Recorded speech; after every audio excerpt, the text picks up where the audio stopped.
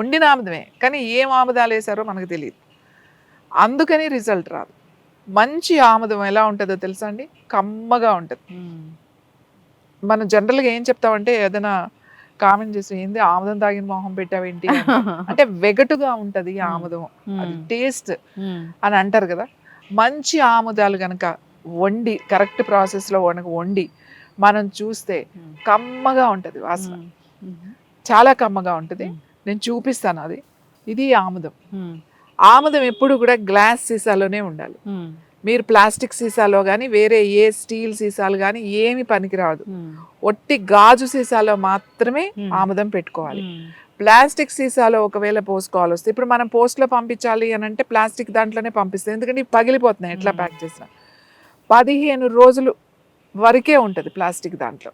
ఇంకా తర్వాత ప్లాస్టిక్ దాంట్లో ఆముదం ఉంటే పడేయడమే, అది మనకు పనికిరాదు. గ్లాస్ బాటిల్లో అయితే 1 ఇయర్ వరకు ఇది ఇలానే ఉంటుంది.